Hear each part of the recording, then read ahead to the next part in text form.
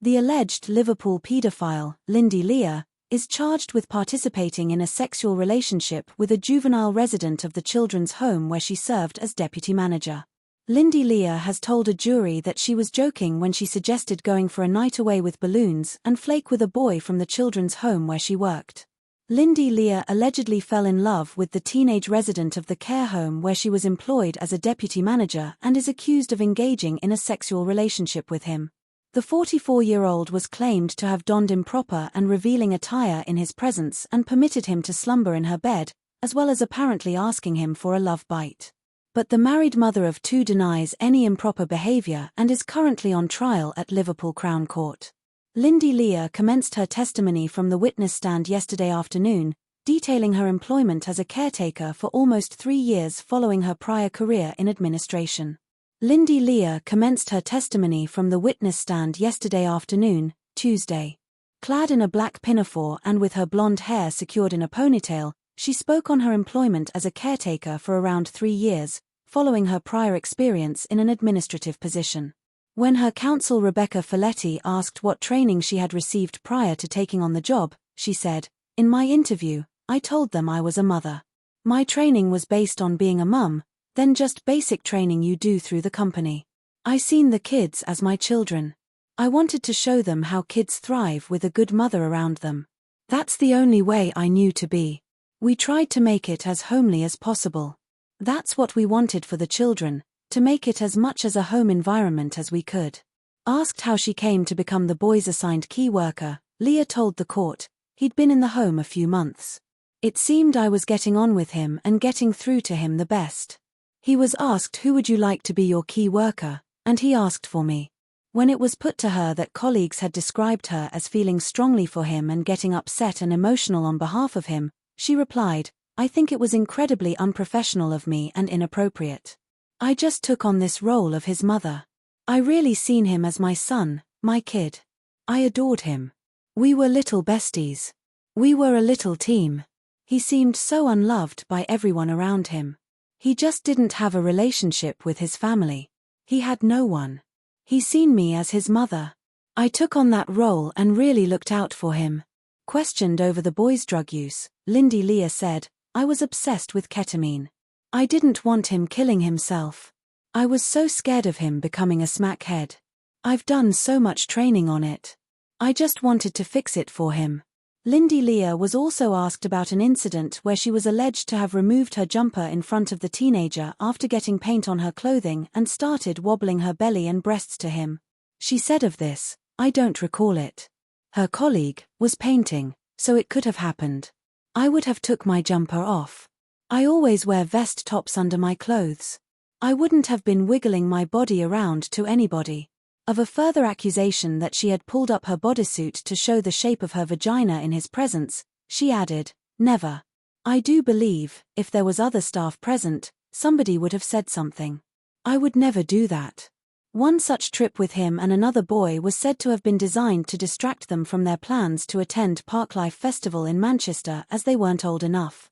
Ms. Folletti went on to address a series of messages between Lindy Leah and the teen, saying, "Do you wanna go MFC, missing from care, and then you're talking about love you so much, we can book somewhere for me and you. Lindy Leah said of the day of this WhatsApp conversation, "I'd left work in the morning and I went to meet the boy. He'd left the house in a mood because I found a knife in his room and confiscated it. He asked me for money. I said no. As I went to walk off, he tried to stop me and grabbed my arm and cut my arm. He didn't mean to do it. He got in my car with me. I drove back up to the Carmill Dam pub. He kept asking me for money. There was some money I'd taken from work, which I'd been owed, on the side, and he ended up taking that money." Leah stated that she was later drinking in the pub when she sent the messages to the boy, adding, "I'd been drinking. It was unprofessional, and I shouldn't have been messaging the boy. I wanted to take him away, get him away from the things he was doing, the people he was around. I wanted him to have a nice night away and have some food, just getting away from all the things he was doing, just me and him. I thought it was best he went with me, so he could be himself. Just to get him away and let him be a kid. I was just trying to look out for him. I didn't mean to say missing from care." I'd been drinking all day. I didn't need to take him from care. Lindy Leah went on to add in a further message red and silky with some balloons and flake. She said of this, "I was joking. I have a dry sense of humor. He knows how I felt about drugs. I meant wine. I was being silly, dramatic. He knows I'm joking. I was making fun of balloons. Is it nitrous oxide?" The defendant went on to deny having taken drugs with the boy and, when asked whether there was any intention for this trip to be sexual, replied, "Absolutely not. No. The boy didn't have anybody that cared about him. He was so alone. He just attached himself to me. I'm just a really loving person. I just loved him and really looked out for him. I thought he was my son.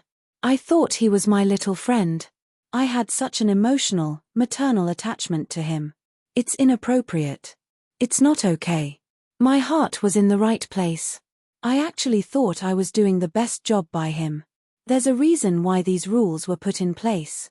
I broke them. I thought I was doing right by him. I thought I was showing him unconditional love by a mother. I was just digging holes."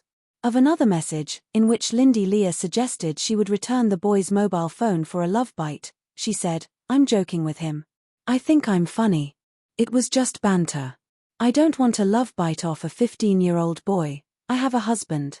He was covered in love bites. We'd all been making fun of him. I was just referring to it and laughing about it." Lindy Leah was then referred to another WhatsApp exchange in which she told the teenager, "Just listen to a song and it made me cry.